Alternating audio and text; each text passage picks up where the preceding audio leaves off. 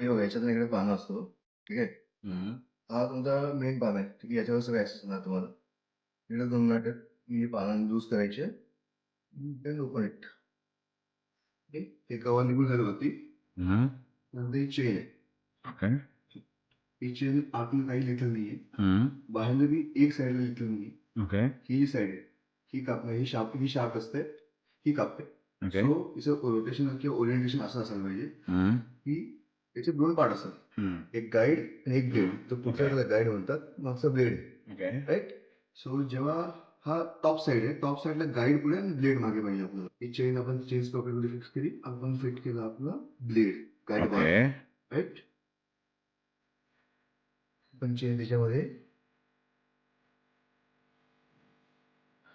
Guide वरच्या ग्रूवमध्ये आपण chain अडकवली. Right. आता याच्यानंतर गाईड वरला चेन लूज आणि टाईट करण्यासाठी याच्यामध्ये हे मूविंग नट दिला असतो. तो नट आहे त्या होलमध्ये जायला हवा. हो नट हा नट आणि हा होल असतो. त्याला तुम्ही या चेन्सवर स्पेसिफिकली तुम्ही इकडनं याला ॲक्सेस करू शकता. बाकी चेन्सर्समध्ये इकडे तुम्हाला स्क्रू वगैरे दिला. जोपर्यंत तो नट याच्यात जाणार नाही तोपर्यंत हे फ्लश बसणार नाही. फ्लश झालं. राईट.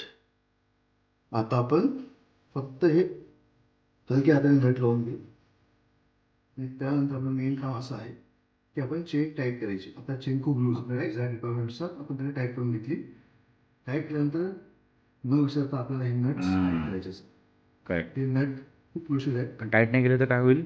जर टाईट नाही केले आणि हे जर केसिंग निघून आलं तर त्याच्यामुळे इंजुरीचे चान्सेस वाढून जातात. ही चेन फ्री राहते. गाडीवर बसू शकतो किंवा चेन बाहेर येऊ शकते, आपल्या अंगावर येऊ शकते. आणि that would be lethal. So हे नट आपल्याला टाईट करावं लागतं. याला एक अजून सपोर्ट दिला असतो इकडे. इट्स लाईक अ गार्ड का? हा जो गार्ड आहे याला कुठे बॉडीवरती कुठे जागा दिली असते. याच्या अल्वे स्क्रू लागलेले आहेत. आपण स्क्रू आधी काढून घेऊ. त्याच्या स्क्रूसाठी सुद्धा स्क्रूड्रायव्हर आपल्याला इकडे दिलेली आहे. ओके. आणि हे प्रोसेस करण्यासाठी पण जर पॉवर टूल्स असतील तर ते आपल्याकडे आहेत? आहेत ना आपल्याकडे. Okay. You can use electric screwdriver or else you can use cordless drill for the same purpose. Okay.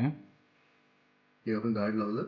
आपण होल ॲडजस्ट केले आणि सो म्हणजे याच्यातनं जे ब्लेड्समधून उडेल तर ते प्रोटेक्ट करण्यासाठी जी धूळ घाण किंवा त्याचे काही हार्ड पार्ट डेब्री किंवा काही पण उडू शकतात आपल्या बॉडीला हार्म करू शकतात ते आपल्या हाताला स्पेसिफिकली. की आपला हात सगळ्यात जवळ असतो मशीनच्या. सो ते न होण्यासाठी हे गार्ड दिलं. This your chain is ready to work.